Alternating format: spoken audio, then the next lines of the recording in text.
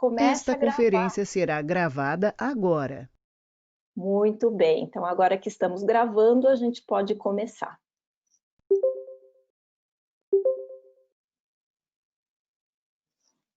Ok, deixa eu deixar então aqui, colocar o bate-papo aberto, tá? Mais uma vez, dar boa-vinda a todos, né? A gente tem a Kátia, que acabou de entrar, que é de Juiz de Fora.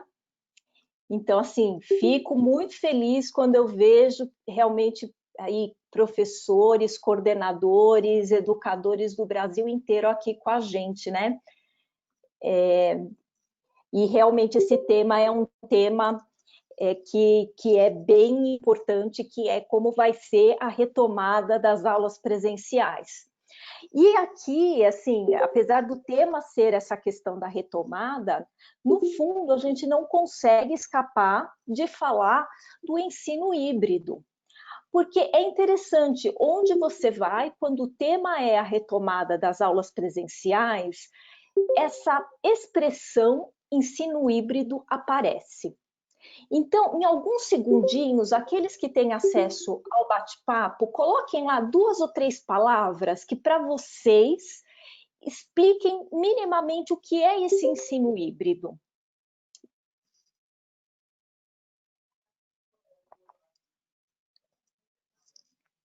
Olha, o André colocou aqui personalização de ensino. Que mais? Aulas presenciais em um dia e online no outro.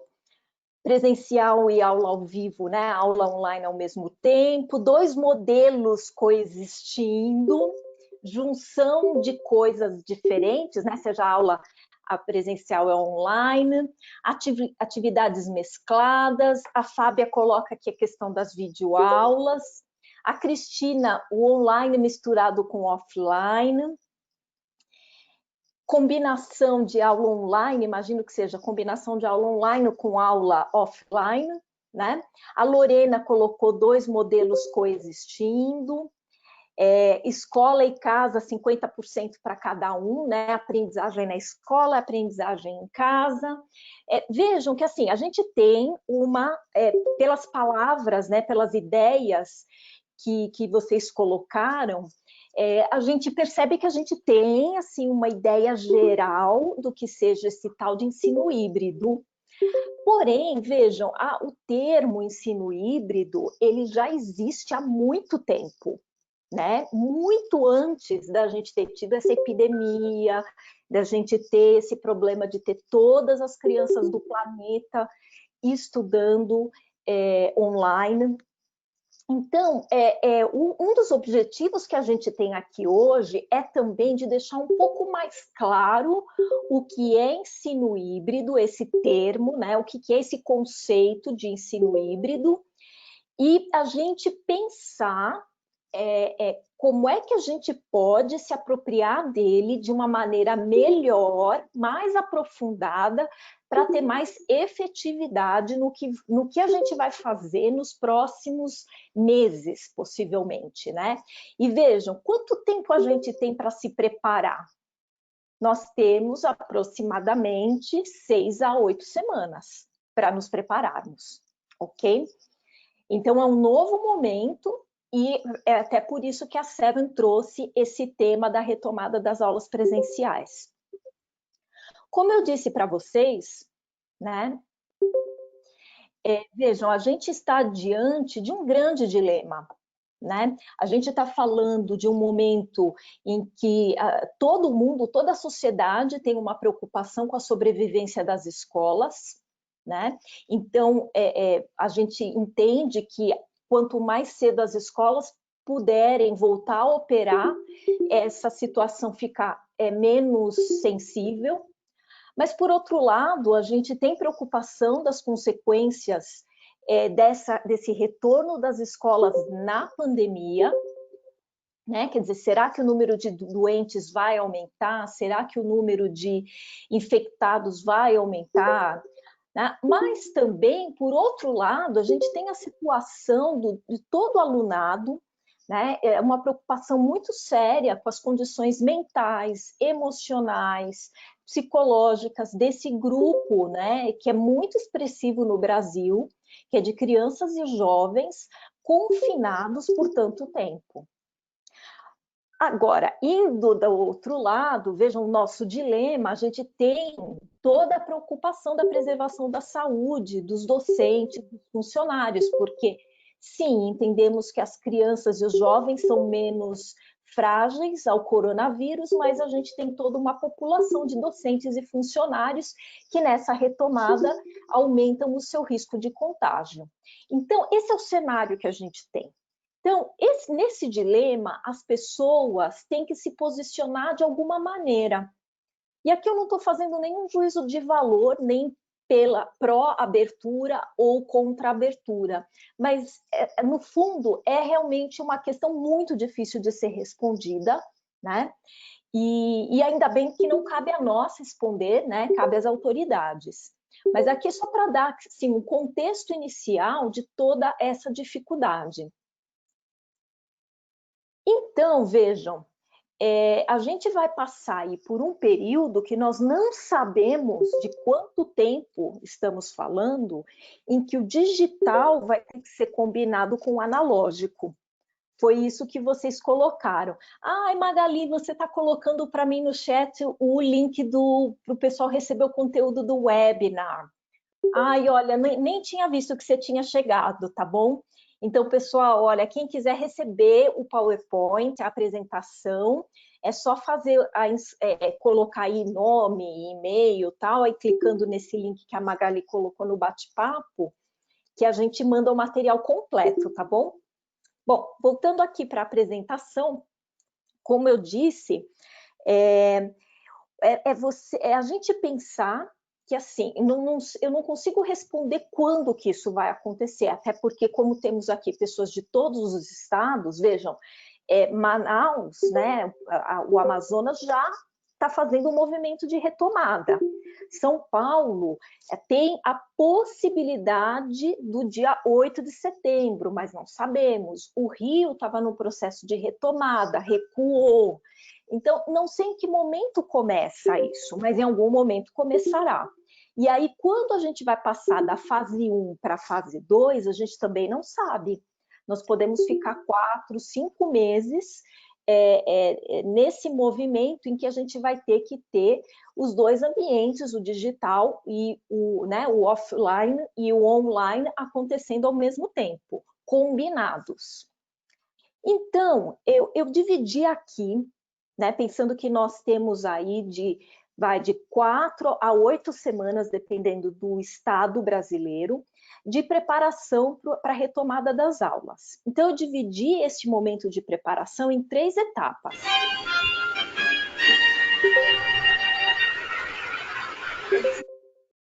Eu dividi em preparação logística,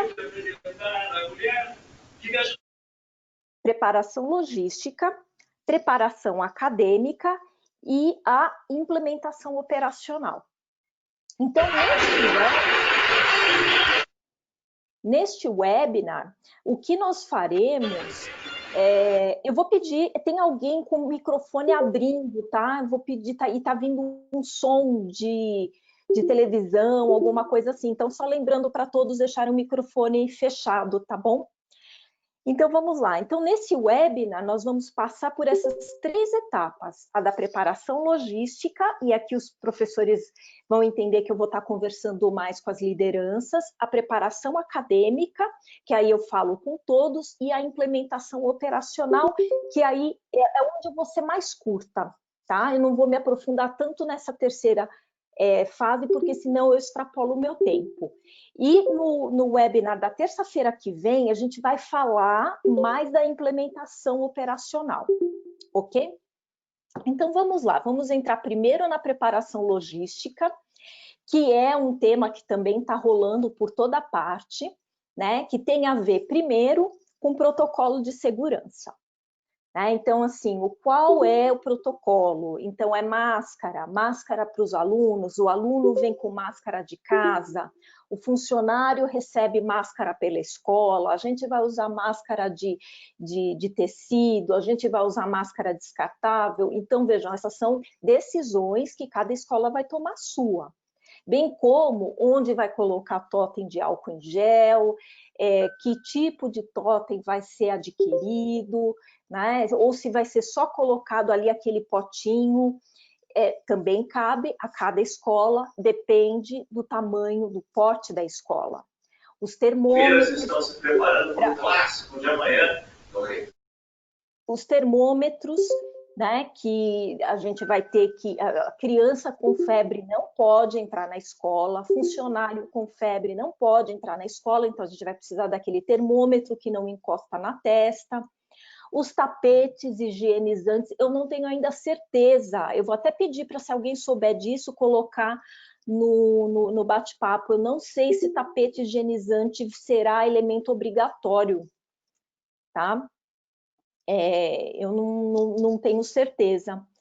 Portas abertas, isso é uma coisa bem importante, porque a gente sabe o quanto as maçanetas são transmissoras do vírus, né?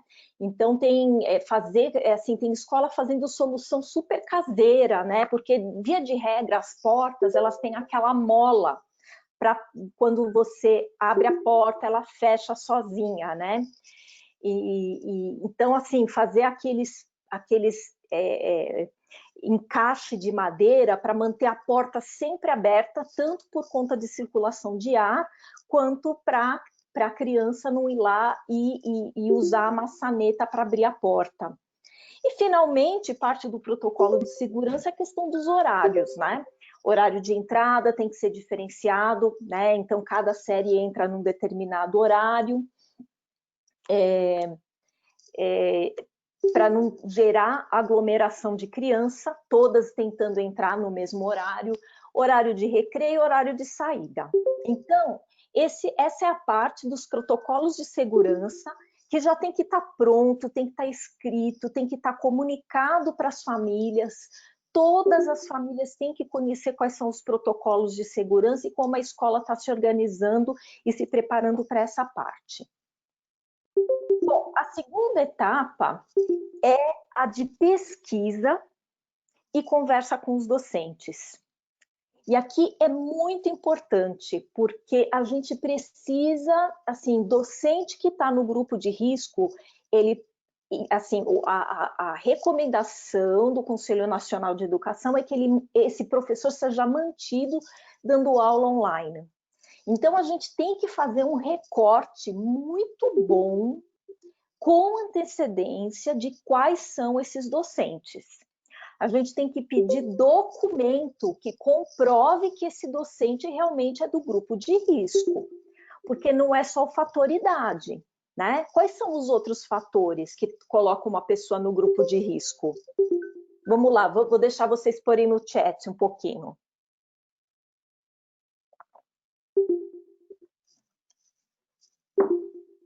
Olha, então, diabetes, sim, os diabéticos são um grupo de risco, obesidade, mas obesidade mesmo, né? Então, assim, professores com problema de obesidade é importante, hipertensão, problemas respiratórios, mas assim, a pessoa tem que comprovar, né? Normalmente a gente está falando de doenças crônicas, que aquela pessoa toma medicação em caráter permanente, né? A Eliane colocou aqui o critério de idade, né? Então, a gente tem, cada escola tem que fazer uma separação de quem é grupo de risco e quem não é grupo de risco. E tem um grupo de professores que pode se achar no grupo de risco e não necessariamente é do grupo de risco. Ok? Então, deixa eu escrever aqui, a Luísa acho que não está escutando, né? Sai do webinar e entra de novo. Quem sabe ela consegue escutar. Tá? Então, vejam, esse processo de mapeamento dos docentes é fundamental e quanto mais cedo vocês fizerem, melhor. Tá? Outra coisa é se entre os docentes de vocês já teve alguém que pegou o coronavírus, porque aí essa pessoa, ela pode ser até diabética, ela pode voltar a trabalhar, porque ela já passou por aquilo, ela não contamina mais ninguém, ela não vai pegar de ninguém. Então, vocês têm que fazer com antecedência essa pesquisa e quando você vê um professor se sentindo no grupo de risco, efetivamente conversar com esse profissional para entender, né, e para vocês chegarem num acordo se ele é grupo de risco ou não é grupo de risco. Então, isso é muito importante, porque as escolas...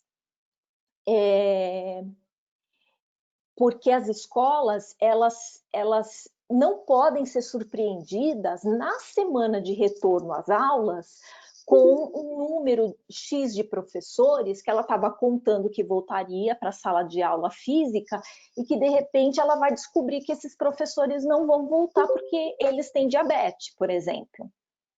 Tá?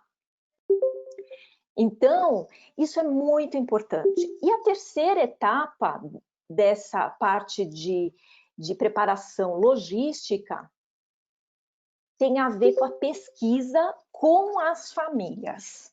Tá? Então, isso aqui também é bem importante, porque cada escola precisa saber quantos % das famílias não mandará os seus filhos para a escola.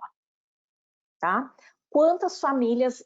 e aí precisa ter uma coordenação, uma proximidade com essas famílias.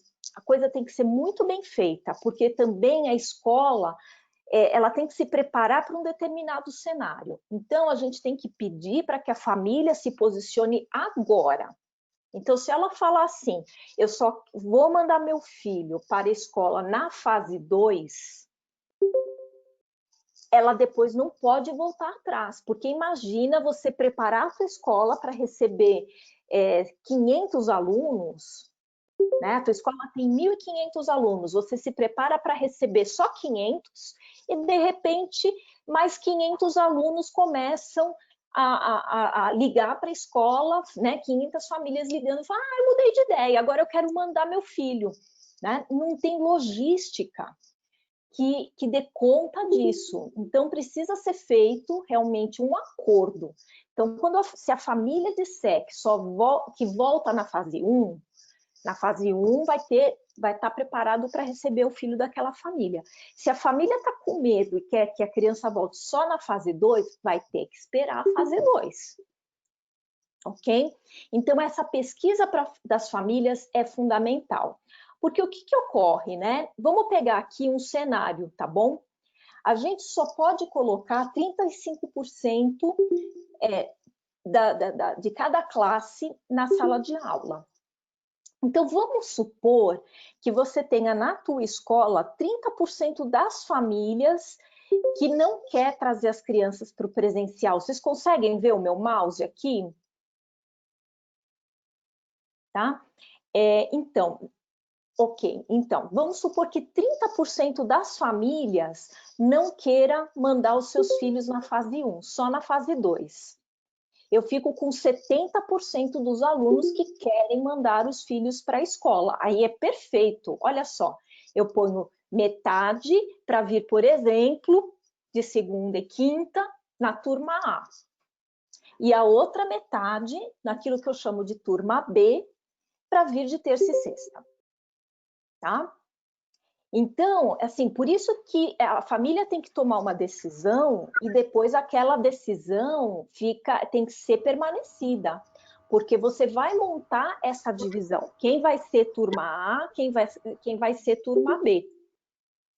Uma outra possibilidade aqui, vejam, eu montei um cenário de infantil e fundamental 1, né, que a criança ela se beneficia desse contato social de maneira mais frequente.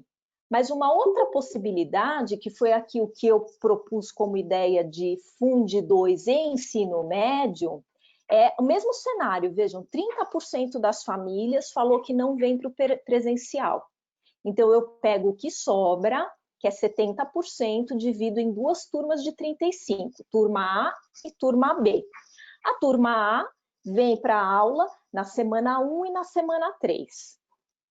A turma B vem na semana 2 e na semana 4. Tá? Então, isso também te organiza ali a massa do alunado que está realmente, que sinalizou que quer vir para a aula. No caso do Fundi 2 Ensino Médio, essa divisão por semana, ela é mais possível, né? No caso do Fundamental 1 e da educação infantil, é mais interessante para as crianças virem. Você escolhe 2 dias da semana e elas vêm sempre aqueles 2 dias da semana. Aí, voltando lá na minha tela anterior, vocês lembram que eu pus 2 dias da semana para uma turma e 2 dias da semana para outra? Vocês lembram que dia que ficou de fora? Quem lembra? Põe para mim aí no chat. A quarta-feira, isso, tá? Então, por que eu deixei a quarta-feira de fora? A gente vai falar, eu quero que vocês guardem essa pergunta, tá bom? Porque aqui, nesse que eu separei, olha, o Ronaldo falou, deve ser o dia da limpeza, né? Agora tem um nome mais chique, né, Ronaldo? Que é a não é desinfecção. Bom, se alguém lembrar, coloca aqui para mim, porque também serve para isso a quarta-feira, né? Para fazer toda a higienização do local, passar aquele defumador lá com produto de limpeza, fazer a higienização de uma maneira mais forte, desinfecção. Obrigada, Flávia, é isso mesmo, tá bom? Bom, vamos em frente. Mas guardem essa pergunta da quarta-feira, tá bom? Que ela já eu vou trabalhá-las com vocês. Aqui, eu estou colocando um outro cenário, que 50% da escola diz que não virá. Então, você pega os outros 50% e divide 25% na turma A, 25% na turma B. Ou, se você tiver 65% que diz que não vem para a escola. Aí, vejam bem, a gente não precisa nem fazer turma A e turma B. A gente coloca os 35 na turma A e você vai ter só turma A. Então, vejam a importância do ponto de vista logístico de saber quem que é quantos que você tem. A última vez que o Estadão fez uma pesquisa, né, sobre isso, pegando todo o Brasil, em junho, a gente tinha quase 70% das famílias não querendo mandar os alunos para a escola. Mas nós não sabemos como é que será isso daqui a um mês, por exemplo. Esse resultado pode mudar bastante. O que não, como eu disse a todos, o que não pode mudar assim, vocês fazem um recorte e a qualquer momento qualquer família pode mudar de ideia. Se vocês deixarem isso acontecer, pode ser a escola de 200 alunos ou de 2.000 alunos. Vai complicar muito a vida de vocês nessa fase, tá? Bom, a gente falou da preparação logística. Então, todos os protocolos de segurança, mapear quem é professor do grupo de risco, quem é professor fora do grupo de risco e mapear quem são as famílias que vão ficar 100% online, quem serão as famílias cujas crianças virão para o presencial, para vocês pensarem se vai ser 2 dias na semana turma A, 2 dias na semana turma B, ou se é semana 1 e 3, semana 2 e 4, e você montar o teu calendário, né? Igual vocês fazem no início de cada ano, vai ser a mesma coisa. Agora, e a preparação acadêmica? E esse é o ponto onde eu acho, as escolas, às vezes, essa questão logística, ela é tão complexa que ela está vindo antes da questão da preparação acadêmica. E as duas têm que vir juntas, né? Então, quais são os possíveis caminhos? Como é que a gente vai fazer para isso tudo acontecer? Eu vou colocar aqui duas possibilidades. Essas duas possibilidades, elas não são excludentes, tá? Mas tem escola que vai seguir só uma, tem escola que vai seguir só a outra. Eu, pessoalmente, eu acho que o melhor caminho é usar as duas de maneira combinada. E, assim, o que eu tenho ouvido mais as lideranças educacionais falando, principalmente de escola privada, é da transmissão de aulas. Então, eu vou falar um pouquinho dessa questão da transmissão de aulas. Aqui é bem delicado, e tem muito a ver ainda com questões de logística, porque vejam, transmitir uma aula. Hoje o professor está usando a sua internet da sua residência, né, a banda larga da sua residência, para fazer a transmissão da sua aula. Quando você trouxer o professor da escola para a escola, e você tiver ali 30 professores ao mesmo tempo, né? Você vai ter que ter dentro da tua instituição uma banda larga que suporte todas essas aulas sendo transmitidas ao mesmo tempo, tá? Então, veja, a Ingrid está até perguntando como fazer isso.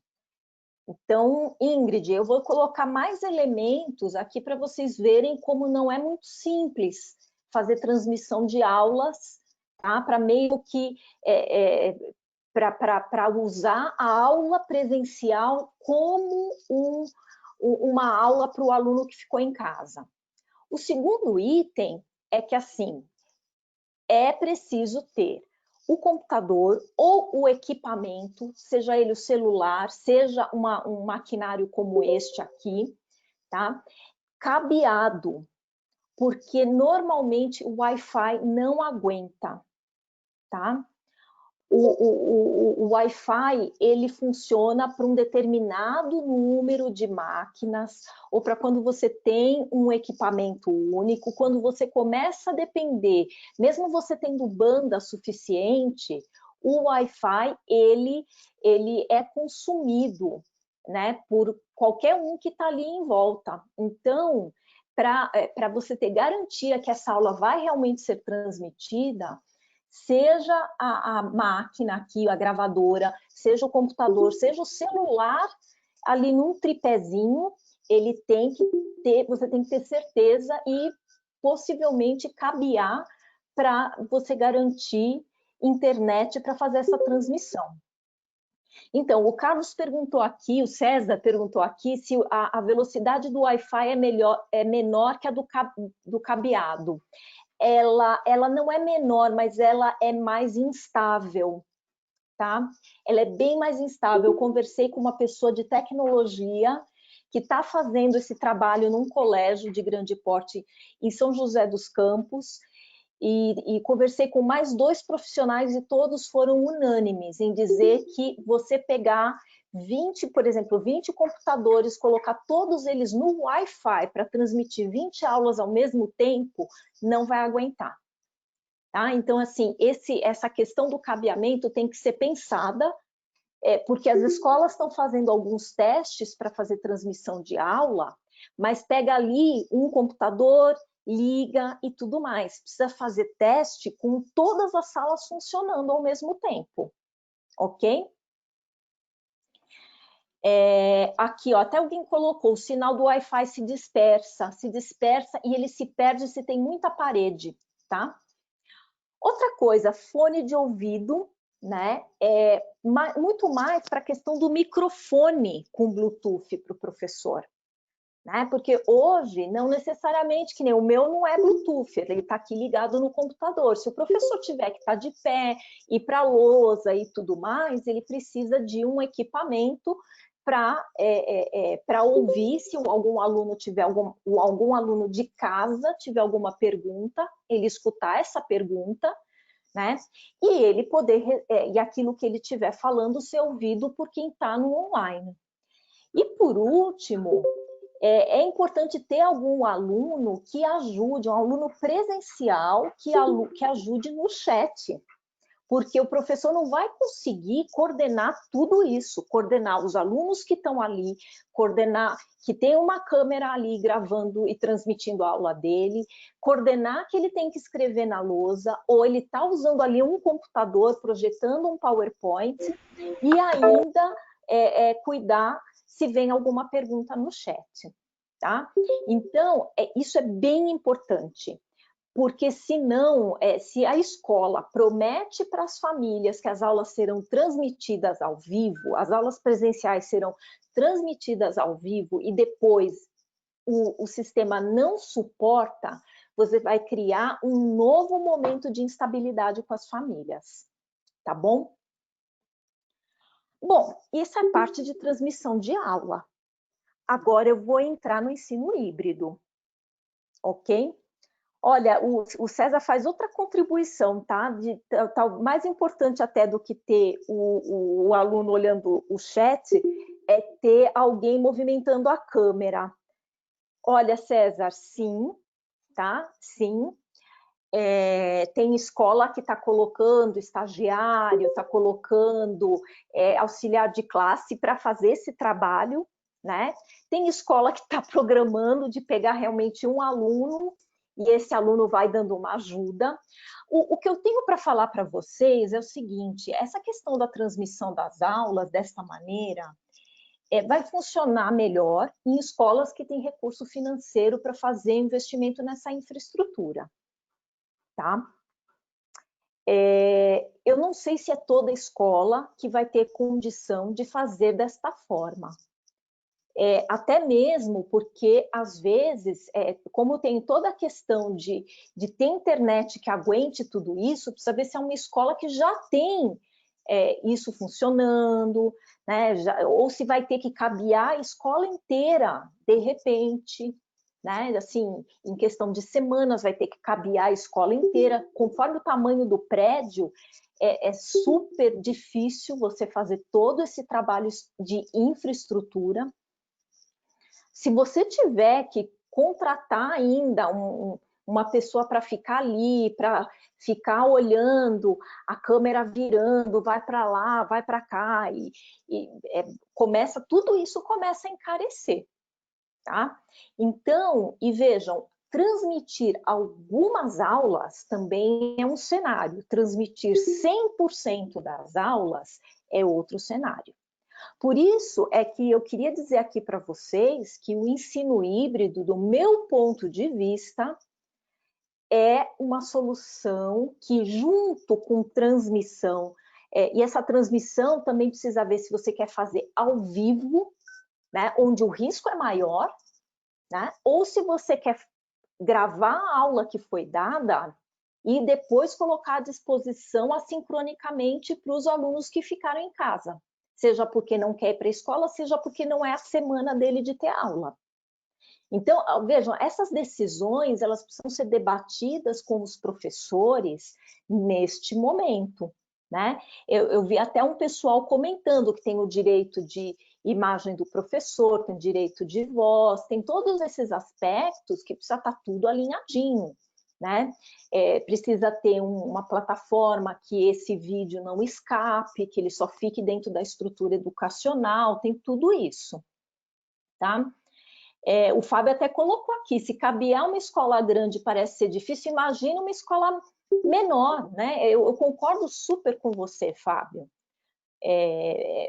Eu não sei, eu tenho acompanhado uma escola que está fazendo toda essa infraestrutura para transmitir tudo ao vivo e não é fácil, é bastante infraestrutura. Então é possível, tudo é possível, né? Mas eu tenho muito receio da gente tentar fazer uma coisa, gerar outra frustração para as famílias, né? Então, a Renata está até colocando, sim, Renata, uma alternativa é você ter, já lembra da questão de já separar os professores?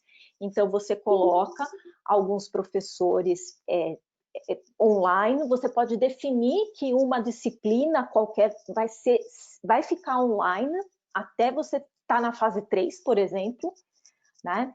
E que outras disciplinas ficarão no presencial, por exemplo, na educação infantil, no Fundi1, você pode pegar todos os especialistas, aula de música, educação física, aula de artes, o inglês, tudo que, né, põe no online, vai ficar online, e a aula presencial você dá para a professora regente, né?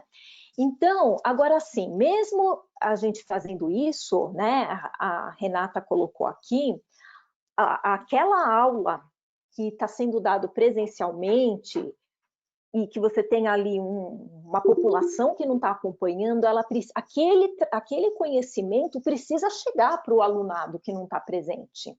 E é aí onde o ensino híbrido ele ganha força.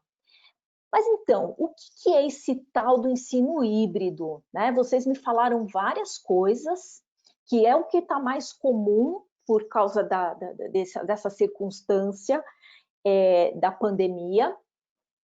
Mas eu vou começar dizendo para vocês o que não é ensino híbrido, tá bom? Que isso já ajuda. Então, vejam, a primeira coisa não é aula tradicional televisionada e lição de casa digital. E eu não estou fazendo aqui nenhum julgamento desta alternativa pedagógica, tá bom? Eu não estou fazendo nenhum julgamento se é bom, se é ruim, se é uma solução só para um grupo de escolas e outras não vão conseguir ter isso, né? Então, mas não é isso ensino híbrido, tá bom?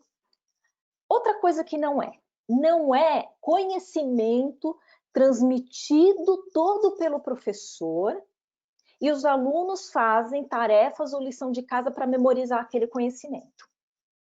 Tá? Também não é isso. Então vejam que o que eu estou começando a trazer para vocês é que o ensino híbrido, como ele é anterior a essa pandemia, então ele tem algumas visões pedagógicas que norteiam esse tipo de trabalho. Outra coisa que não é o ensino híbrido é substituir a nossa prova tradicional, que é 50 minutos, 60 minutos, por uma prova de 50 minutos, 60 minutos, só que colocada no Google Forms ou no Microsoft Forms, exatamente como ela seria no papel. O ensino híbrido também não coloca isso, tá? Não é um pressuposto do ensino híbrido. Então, isso é importante eu estar colocando para vocês, porque tem muitos profissionais que estão falando ensino híbrido, mas eles estão se referindo a isso, que são soluções online, soluções digitais, resolvem, não vou dizer que não resolvem, mas não são ensino híbrido, são soluções digitais e online para fazer a aula tradicional, como a gente, assim, é característica da maioria dos contextos brasileiros, tá? Bom, então o que é o ensino híbrido? O ensino híbrido, ele tem uma primeira visão que é muito forte, que eu vou aprender através de uma tecnologia. E esse aprender através da tecnologia é um fim, é uma finalidade, e não é apenas, a tecnologia não é apenas o meio para aprender. Então, no ensino híbrido, você acredita, né, que você ensina por meio da tecnologia, não porque as aulas presenciais foram canceladas e não tem outro jeito. Você ensina por meio da tecnologia porque você acredita que, ensinando por meio da tecnologia, você está ensinando um monte de outras coisas e que isso é de um valor enorme para o alunado. Tá? Então, esse é um princípio básico do ensino híbrido. Hoje, as escolas foram empurradas para o ensino digital, para a escola digital, para o ensino online, em que a tecnologia está sendo usada como um meio para dar aquela aula. Mas no ensino híbrido, ela não é apenas um meio, ela também é um fim. E ela tem mais 3 pressupostos teóricos que fazem com que o ensino híbrido seja bem diferente daquilo que é o normal de acontecer, das crenças e da cultura que a gente tem na educação brasileira.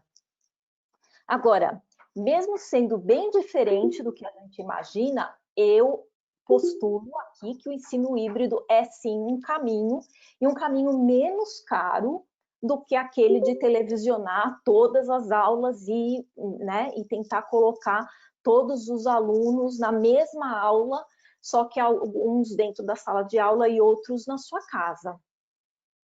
Ok? O Ronaldo fez um comentário aqui que é muito importante, é isso mesmo, Ronaldo.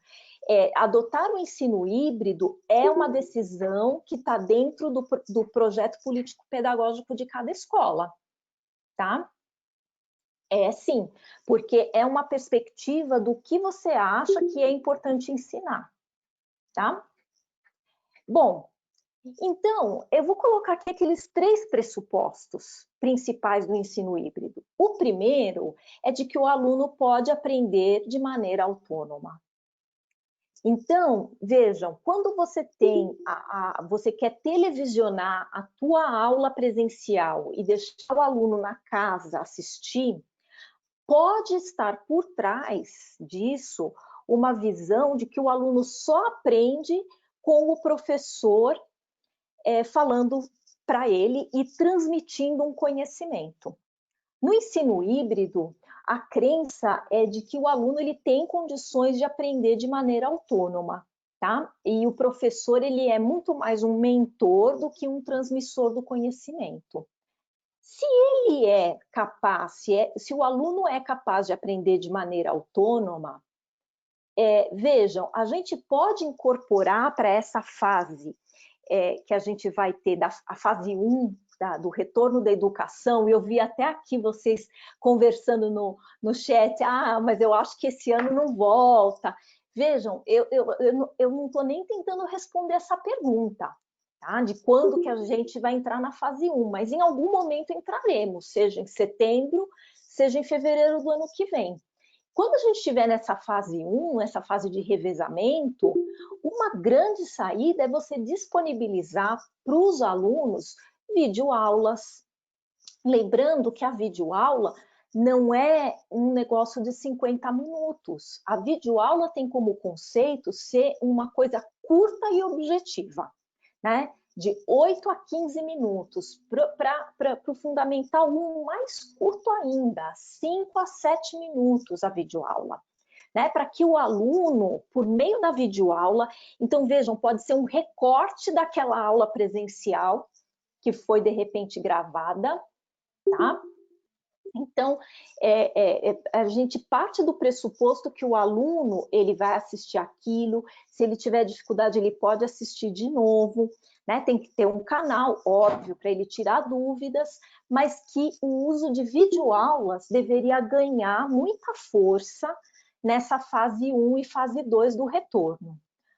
A outra coisa que o ensino híbrido postula é de que o aluno aprende mais fazendo do que decorando, tá? Então, ele é uma forma de trazer os projetos de aprendizagem para o processo de aprendizagem como um todo. Então, vejam, a gente incorporar os projetos, e aqui a gente pode ter projetos mão na massa, de coisa que viram, ganham um formato 3D, ou projetos digitais, né? E assim, ao longo dos últimos webinars, eu tenho falado de inúmeras maneiras de fazer projetos em formato digital.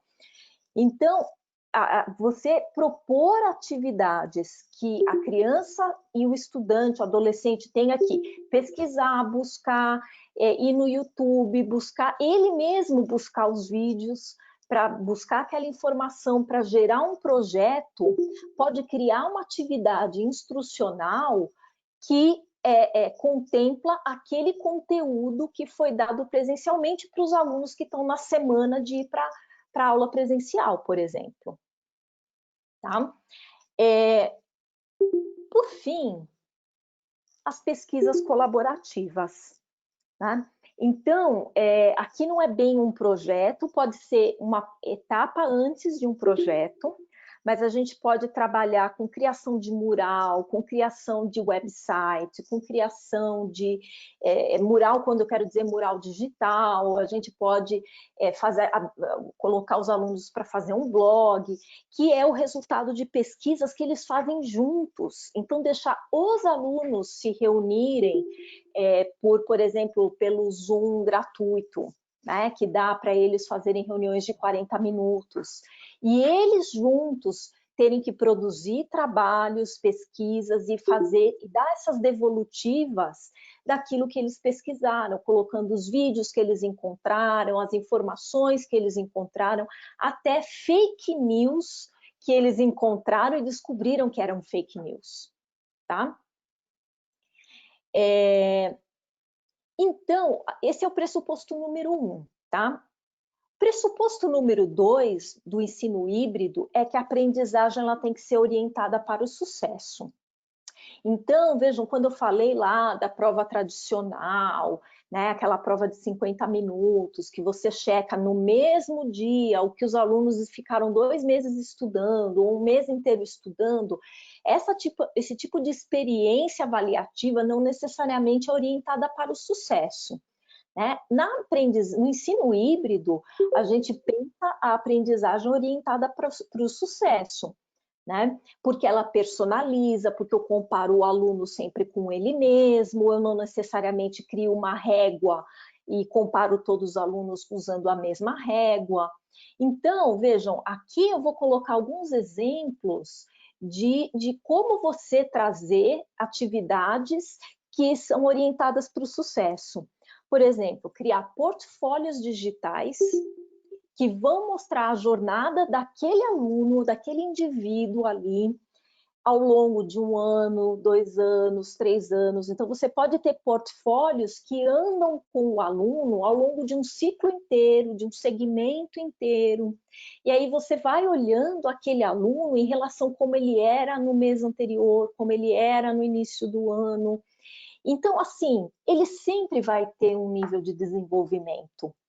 Então, isso está orientado para o sucesso, né? Orientado para reconhecer positivamente a evolução daquele aluno, dentro da perspectiva e do processo evolutivo daquele aluno. O outro ponto é de você trabalhar, o ensino híbrido trabalha muito com avaliações formativas, né? E elas podem até estar aqui associadas a avaliações somativas, que são aquelas que viram nota, né? Mas hoje, na realidade brasileira, eu vejo até assim, as famílias, é só você falar a palavra nota, todo mundo entra em rebuliço. E assim, de verdade, gente, nota é só um símbolo, aquele 7, aquele 5, aquele 8, é um símbolo de alguma coisa. Não necessariamente ele representa a total verdade, né? A nota é um recorte que a gente faz. Então, as avaliações formativas, elas são muito usadas no ensino híbrido até para o professor corrigir rumo, né? Ele fala assim, não, eu não posso ir adiante no conteúdo porque a maioria dos alunos, eles ainda precisam de mais exposição a esse conteúdo. E a outra coisa que a gente faz bem pouco no Brasil, que é a autoavaliação. Né? Nesse período que a gente está da pandemia, gente, em que as famílias estão até questionando quanto qualquer escola vai conseguir reprovar qualquer aluno, é a oportunidade ideal para nós experimentarmos modelos avaliativos diferentes. né? Para a gente trazer essa cultura para dentro do colégio. Eu não lembro agora quem foi que falou do projeto político-pedagógico. É uma maneira da escola entender o quanto isso, né, essa perspectiva diferente pode ser agregada ao projeto político-pedagógico da instituição, né? Porque vai ser muito difícil reprovar aluno esse ano. Então, já que é isso, vamos fazer alguns processos avaliativos diferentes, né? É uma grande oportunidade para nós.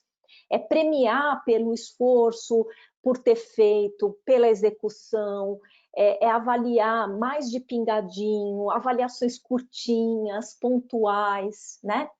E aqui uma coisa que eu amo de verdade é de transformar esse processo aí de checagem do conhecimento em atividades gamificadas, né? Eu não posso me aprofundar nisso, tem 2 webinars lá na conta da 7 Idiomas no YouTube, tem 2 webinars falando de atividades de gamificação, tá bom?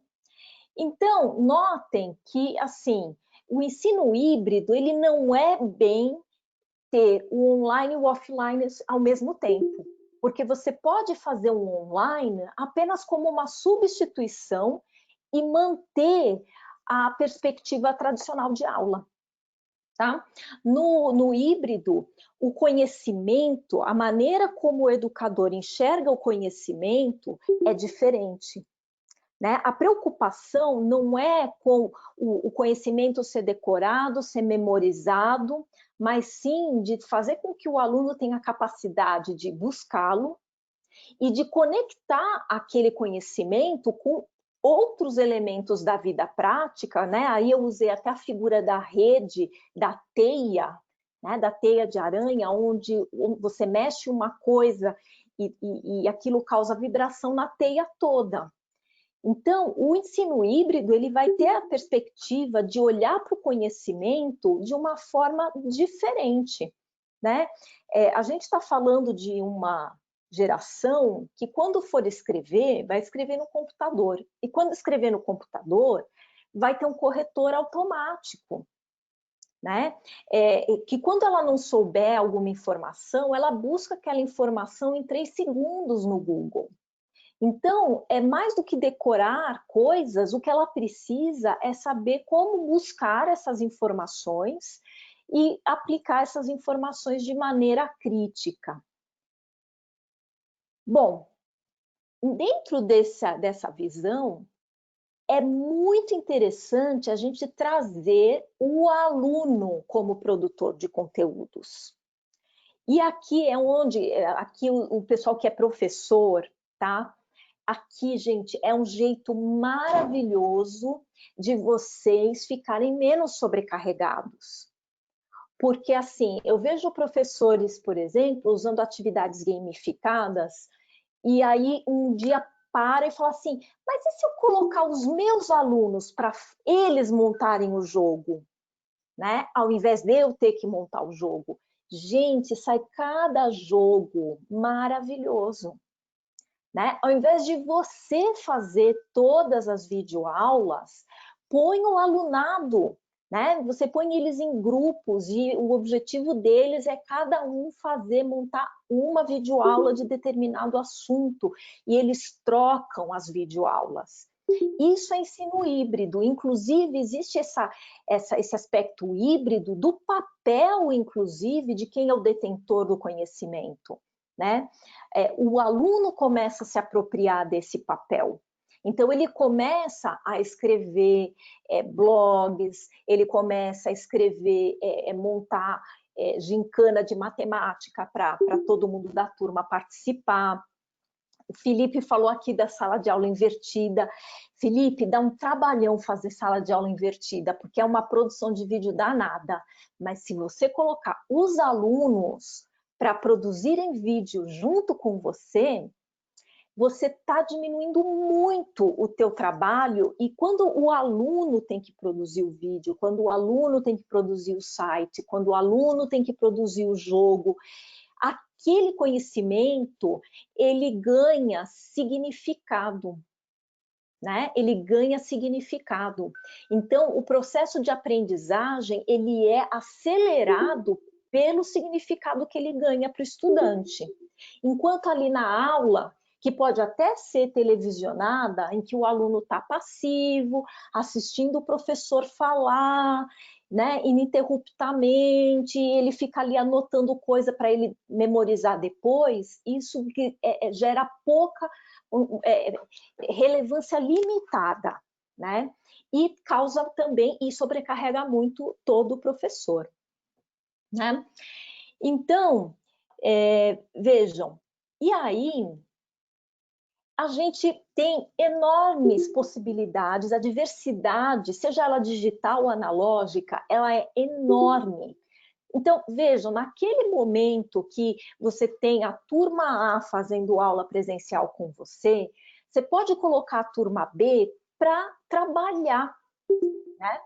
Para pesquisar, para fazer projetos, para montar websites, né? Então, quem trabalha tanto com o Microsoft Teams como o Google for Education, tem ali o Google Sites para os estudantes montarem os seus sites com a supervisão de vocês, né? É um site que fica dentro da estrutura educacional.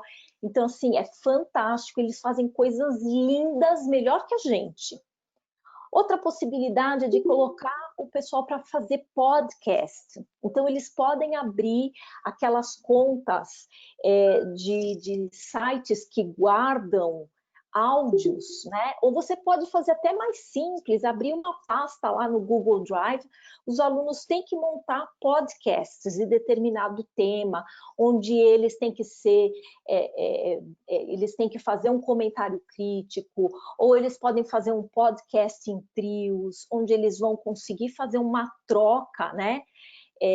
Uma troca ali, como se fosse um debate dentro daquele podcast.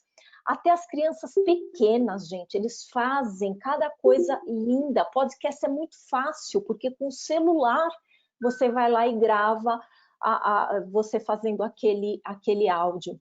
Você pode ter produção de vídeos, né? A gente tem que lembrar que estamos falando de uma geração que tem uma relação com os youtubers, com o pessoal que faz vídeo amadoramente, que é muito forte, né? Eles fazem, né? Porque eles têm essa relação diferente da gente. A gente morre de vergonha, né? Os alunos não.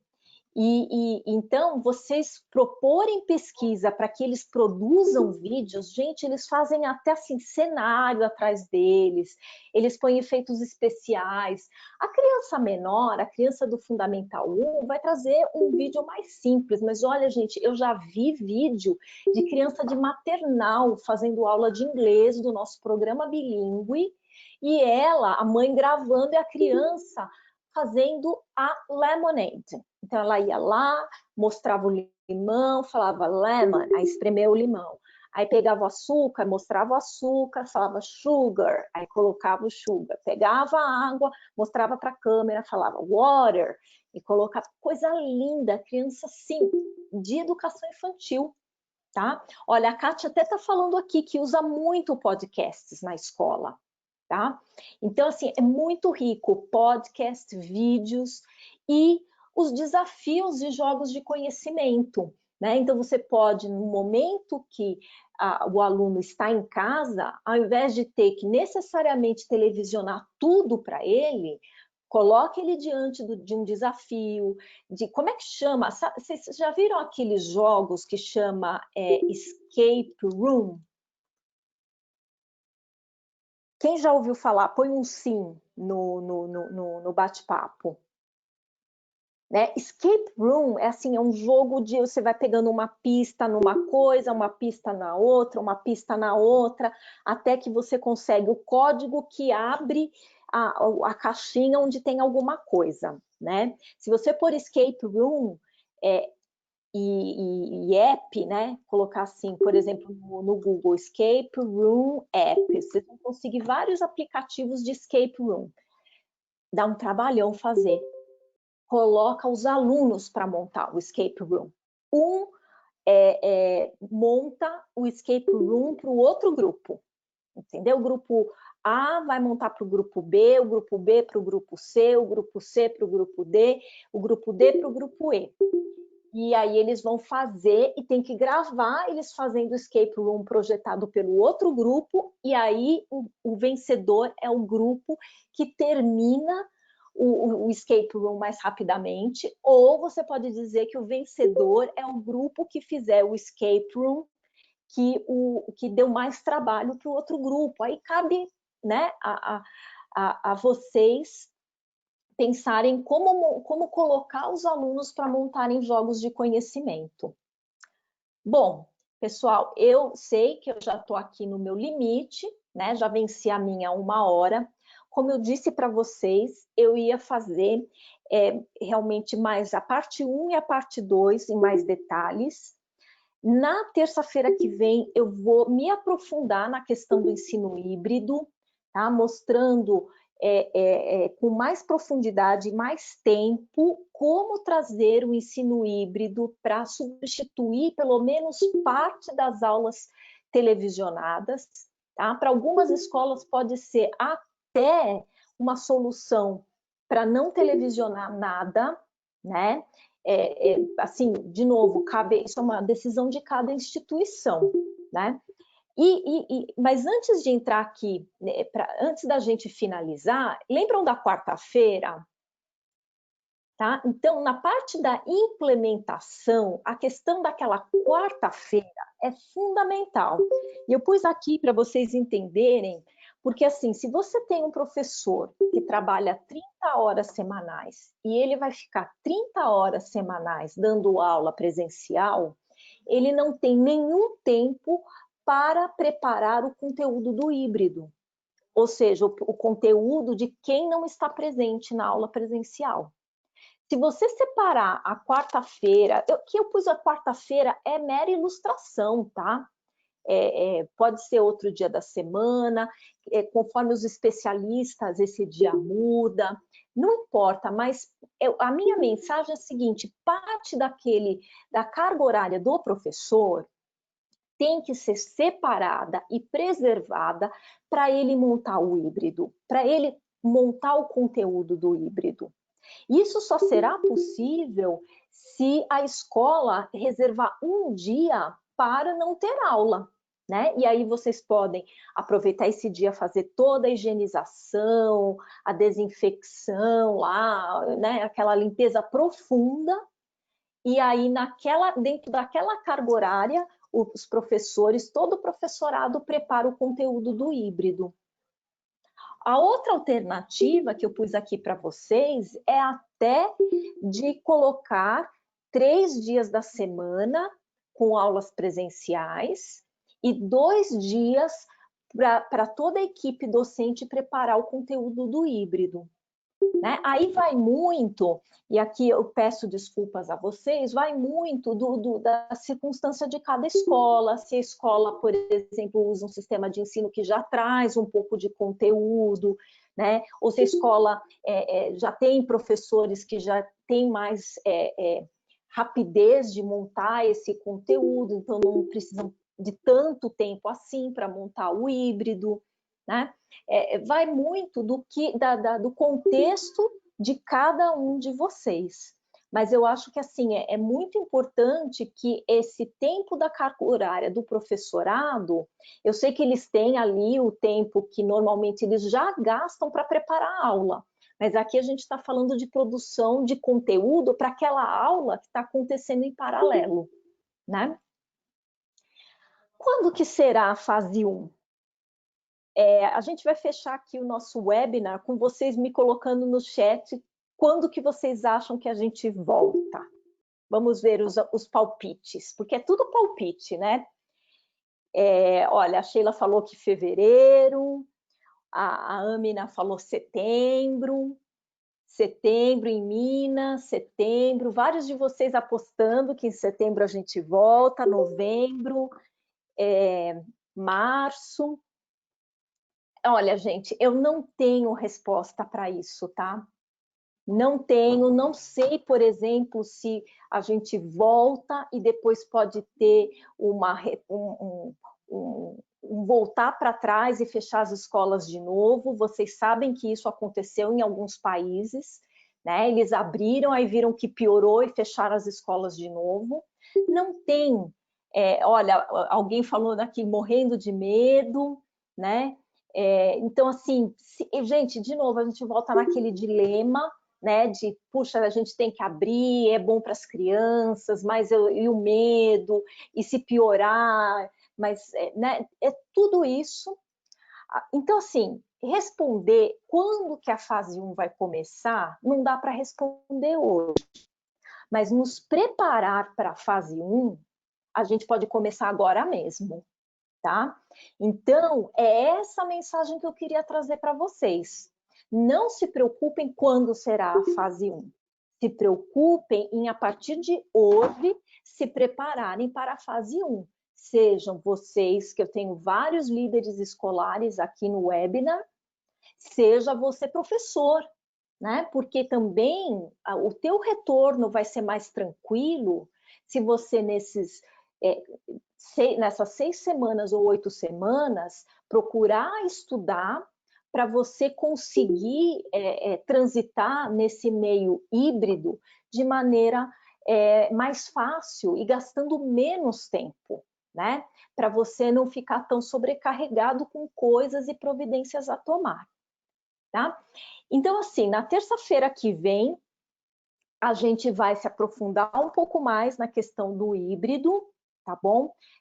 Justamente visando aí quem é líder escolar, como é que você, que tipo de ferramenta você pode oferecer para os teus docentes, para ajudá-los nessa direção, e para todos vocês, professores e professoras. Vocês podem diretamente, por meio do webinar, investir nessa formação, tá? Eu sei que a Magali colocou aí o link para quem quer receber esse conteúdo, né? Deixo aqui os meus contatos e agradeço demais a presença de vocês. Vou aqui descompartilhar. Vamos lá. Um minutinho, que eu quero ver um pouquinho vocês agora sim. Tá? Nós tivemos aí uma grande participação hoje, então agradeço a presença de todos, me coloco à disposição em nome da Seven Idiomas, da Seven Educacional. Eu agradeço a presença de tantos bravos educadores, porque no Brasil a educação é para os fortes, né? E eu espero vê-los novamente na terça que vem.